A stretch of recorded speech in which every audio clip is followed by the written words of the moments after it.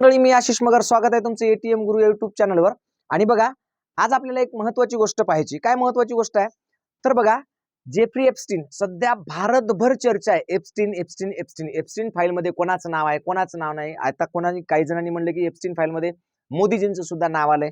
ह्या सगळ्या चर्चा आहेत, पण जेफ्री एप्स्टीन नेमका एवढा मोठा माणूस झाला कसा, त्याच्या कॉन्टॅक्ट मध्ये एवढे सगळे लोक आले कसे, आणि खरंच याच्यामध्ये जर समजा त्याच्या कॉन्टॅक्ट मध्ये आले असतील तर तिथलं जे काही इन्व्हेस्टिगेशन संस्था आहे, म्हणजे तिथली जी तपास यंत्रणा आहे, तिथलं जे कोर्ट आहे, हे कोर्ट ट्रम्पच्या म्हणण्यानुसार फाईल ओपन करते आहे का, किंवा तिथलं कोर्ट किंवा तिथली इन्व्हेस्टिगेशन संस्था म्हणजे जे माहिती काढणारी जी संस्था आहे, हे सगळं तपास करणारी, ती इतकी पॉवरफुल आहे का की ती म्हणजे ट्रम्पला सुद्धा जुमानत नाही।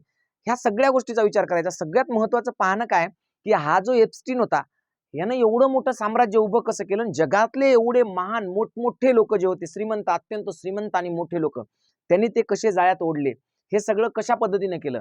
ते एकदम भिकारी असलेला माणूस एप्स्टीन नावाचा एक साधा, ज्याच्याकडे स्वतःचं घर सुद्धा नव्हतं, अशा माणसाने एवढं साम्राज्य उभं कसं केलं, या सगळ्या गोष्टींवर आपल्याला बोलायचंय। सुरुवातीला आपण थोडक्यात याची माहिती घेऊ की यानं नेमकं केलंय काय, एप्स्टीन फाईल्स म्हणजे काय, आणि त्याच्यानंतर मी तुम्हाला सांगणार आहे की एप्स्टीन नेमका एवढा श्रीमंत झाला कसा। आणि दुसरी महत्त्वाची गोष्ट तुम्हाला सांगणार आहे की तिथली इन्व्हेस्टिगेशन संस्था जी आहे किंवा तिथली जे तपास यंत्रणा आहे, तिथलं जे कोर्ट आहे, ते नेमकं कोणाच्या दबावाखाली काम करतं, नेमकं ट्रम्पच्या याच्यामध्ये ट्रम्पचा काय हात आहे की ते स्वतंत्रपणे काम करतं, हे सगळं आपल्याला पाहायचं। पहिल्यांदा लक्षात घ्या की बघा, हे ट्रम्प साहेब आहेत, है की नाही, डोनाल्ड ट्रम्प, हे आपले ट्रम्प साहेब आहेत, आणि हे एप्स्टीन आहे। हे एप्स्टीन एवढा श्रीमंत झाला काय, तर त्यानं स्वतःचं बेट घेतलं होतं। याच्यामध्ये अनेक, एक नाही अनेक, म्हणजे अगदी शास्त्रज्ञांपासून तर मोठमोठ्या उद्योगपतींपर्यंत, तर सगळ्या देशांचे राष्ट्रप्रमुख किंवा मोठमोठे असलेले लोक सगळे याच्यामध्ये समाविष्ट आहेत, या सगळ्या घाणेरड्या गोष्टींमध्ये। गोरगरिबांना आनंद कशात होतो माहितीये का, गोरगरिबांना आनंद होतो की आपण एखाद्याच्या कामाला पडलो तर गोरगरिबांना आनंद होतो, त्याचं त्यांचं आयुष्य निघून जातं। पण मोठमोठ्या माणसांच्या असे आनंद घेण्याच्या किंवा सुखी जीवन जगण्याच्या संकल्पना इतक्या भयानक आहेत की त्या आपण कल्पना सुद्धा करू शकत नाही। अक्षरशः मानवी मास म्हणजे इथपर्यंत सगळ्या गोष्टी गेल्यात की ते खाण्यापर्यंतच्या गोष्टी याच्यामध्ये गेलेल्या आहेत। म्हणजे इतक्या भयानक पद्धतीने, इतक्या क्रूर पद्धतीने ते आनंद मिळवतात। म्हणून जी मोठी माणसं असतात, मोठी राजकारणी लोक असतात, यांच्यामध्ये दया माया काही नसते, यांना काही घेणं देणं नसतं। तर हे बघा, यांनी काय केलं आता हा अमेरिकन फायनान्सर म्हणजे गुंतवणूकदार होता, पण महत्वाची गोष्ट आहे, हा काय डायरेक्ट गुंतवणूकदार झाला का, नाही, तो कसा गुंतवणूक झाला हे मी तुम्हाला सांगणार आहे, कसा गुंतवणूकदार झाला ते। पण सध्या काय केलं तर सध्या एवढंच सांगितलं जाते आपल्याला की तो गुंतवणूकदार होता, अत्यंत श्रीमंत आणि प्रभावशाली लोकांशी त्याचे संबंध होते। प्रभावशाली म्हणजे ज्याचा जगाच्या राजकारणावर प्रभाव असेल किंवा जगाच्या समाजकारणावर प्रभाव असेल, असं काहीतरी। त्यानंतर स्वतःची खाजगी बेटे होती, त्याची खाजगी विमाने, म्हणजे स्वतःचं खाजगी बेट होतं, स्वतःचं खाजगी विमान होतं। अनेक राजकारणी, उद्योगपती, सेलिब्रिटी यांच्याशी त्याच्या ओळखी होत्या। हे सगळ्या कशा झाल्या तर ते पण सांगतो मी। अल्पवयीन, आणि याच्यावर आरोप काय आहेत तर नेमकं प्रकरण काय आहे तर अल्पवयीन मुलींचे लैंगिक शोषण। याच्यामध्ये यांनी काय केलं तर अगदी 12 वर्षापासून 12 वर्ष ते 25 वर्षापर्यंतचे अशा सगळ्या मुली त्या एका निर्जन स्थळी म्हणजे त्या बेटावर न्यायच्या, आणि मग पैशांच्या व ताकदींच्या जोरावर मुलींची त्याच्यामध्ये भरती करायची, है की नाही। तिथल्या स्लम एरियामधल्या किंवा तिथल्या ज्या मुली आहेत, किंवा त्यांना अक्षरशः काही ठिकाणी तर किडनॅप करून आणलं, किंवा काहीतरी प्रशिक्षण म्हणून किंवा असं वेगवेगळी कारणं दाखवून त्यांना त्या मुली तिथं आणल्या, आणि मग त्या मुलींवर, त्या बेटांवर आणि त्या गुप्त घरांमध्ये जगातले जे प्रभावशाली लोक आहेत, मोठमोठे जे उद्योगपती आहेत, हे सगळे काय करायचे, त्यांच्यावर अत्याचार करायचे। अत्याचार इतके इतके भयानक होते की आपण त्याची कल्पना करू शकत नाही। आपण साधं एखादं रस्त्यावरचं कुत्रं जर मेलेलं पाहिलं तर आपला जीव हळहळतो, आपल्याला वाईट वाटते, पण यांनी अक्षरशः माणसं खाल्लीत। म्हणजे इतकं डेंजर, इतकं भयानक कृत्य यांनी केलेलं आहे। आणि काही पीडित मुलींच्या मते मग काय झालं, या सगळ्या प्रभावशाली लोक याच्यामध्ये सहभागी होते। त्याच्यानंतर याची तपासणी झाली, पीडितांच्या साक्षी घेण्यात आल्या, त्याच्यामध्ये जे मुली होत्या त्यांच्या साक्षी घेण्यात आल्या। त्या साक्षीनुसार एप्स्टीनच्या संपर्कात असलेल्यांची नावं समोर आली, फ्लाईट लॉग्स म्हणजे खाजगी विमान प्रवास समोर आले, ईमेल्स, फोटो, आर्थिक व्यवहार, कोर्टातील जबाब, सीलबंद कागदपत्र, हे सगळं समोर आलं। हे सगळं समोर आल्यानंतर मग मात्र लोकांचे धाबेदान आणले। आता त्याच्यामध्ये ज्यांचे नाव आहेत, काही लोक असं म्हणत आहेत की नाही, हे ट्रम्पनंच आता ह्या फाईल्स काढायला सुरुवात केली, कारण ते दुसऱ्या देशांना घाबरवत आहे, आणि म्हणून मग लोक ते म्हणलं तसं ऐकत आहेत। पण मूळ मुद्दा असा आहे की बघा, या एप्स्टीनचा जरी तुरुंगात असताना मृत्यू झाला, अधिकृत कारण आत्महत्या दिले, पण तिथला सीसीटीव्ही तेव्हा बंद होता, पहारेकरी यांची निष्काळजी होती, पोस्टमार्टमवर पण शंका आहे, त्यामुळे तो मेला का मारला गेला असा संशय, कारण त्याच्याकडे आणखी बऱ्याचशा काही गोष्टी होत्या ज्या उघड झाल्या असत्या तर या जगातली आणखी कित्येक मोठी माणसं त्याच्यामध्ये आहेत असं। आता मूळ मुद्दा आहे की हा एप्स्टीन श्रीमंत कसा झाला। साधी सिंपल गोष्ट, एकदम भिकारी असलेला एप्स्टीन चांगले कपडे घालायचा, रुबाबात राहायचा आणि मोठमोठ्या पार्ट्यांमध्ये एंट्री करायचा. तो एंट्री म्हणजे अशी करायचा की असं कोणाला तरी वाटावं की हा कोणीतरी मोठा माणूस आहे. त्याच्याकडे काहीच नव्हतं, सगळं भाड्यानं, अक्षरशः कपडे सुद्धा भाड्यानं असायचे किंवा मित्रांचे असायचे किंवा दुसऱ्यांच्या मोठमोठ्या घड्याळ ते सगळं घालून जायचा आणि तो सांगायचा की मी कर सल्लागार आहे. म्हणजे मी काय करतो, तुमचा टॅक्स वाचवण्यासाठी तुमची मदत करू शकतो. आणि मग अशा पार्ट्यांमध्ये जाऊन खायचा, प्यायचा, त्या लोकांसोबत राहायचा आणि मग त्यांना कराच्या बाबतीत सल्ला. तो पण काय द्यायचा, तो काय सांगायचा माहिती आहे का, की तुमचा कर वाचवण्यासाठी मी तुम्हाला शॉर्टकट देईन.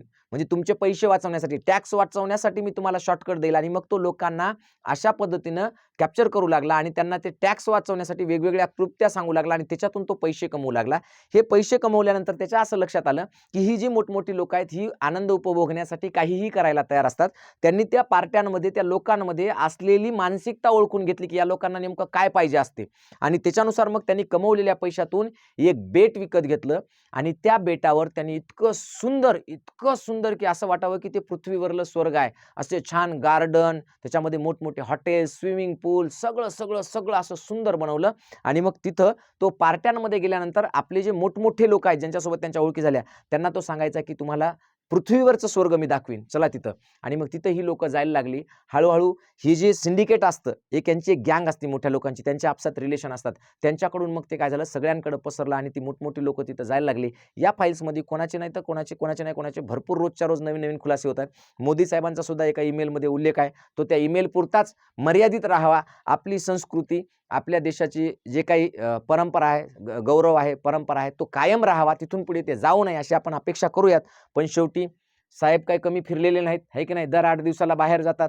त्यामुळे आपण काही कोणाबद्दल गॅरंटी घेऊ शकत नाही ना, मोठ्या माणसाचं काय खरं काय खोटं आपल्याला माहित नसतं. आता मूळ मुद्दा आहे की तिथली जी इन्व्हेस्टिगेशन, म्हणजे तिथली जी तपास यंत्रणा आहे किंवा तिथलं जे कोर्ट आहे, जे फाईल ओपन करते आहेत, तर ती कोणाच्या दबावाखाली काम करते का? तर त्याचं स्पष्ट आणि खरं उत्तर आहे की ती कोणाच्याही दबावाखाली काम करत नाही. अगदी ट्रम्प जरी त्याच्यात असेल तर ते ट्रम्पला सुद्धा सोडणार नाहीत. ती फाईल किंवा त्याचे व्हिडिओज किंवा त्याचं जे काही आहे त्याच्याशी संबंधित ते सगळं उघड होणार आणि त्यांनी जर काही अत्याचार केला असेल तर त्याला शिक्षा होणार म्हणजे होणार, कोणीही असो. तिथं कोणत्याच गोष्टीला, तिथली मिलिटरी असेल किंवा तिथली पोलीस असेल, तिथली मीडिया असेल, तिथली कोणतंही कोर्ट असेल किंवा कोणतीही तपास यंत्रणा असेल, ही स्वतंत्रपणे काम करते. ती सरकारला कधी घाबरत नाही. ती फक्त जनतेशी एकनिष्ठ असते, प्रामाणिक असते. आपल्यासारखं नाही की मीडियामध्ये जे पाहिजे ते चालवायचं. पहिल्यांदा आपला 50% टॅरिफ केला तर म्हणले नाही नाही, ते अमेरिकावाल्याचंच नुकसान आहे. मग नंतर 18% केला की म्हणले नाही नाही, आता आपल्याला 18%च केला.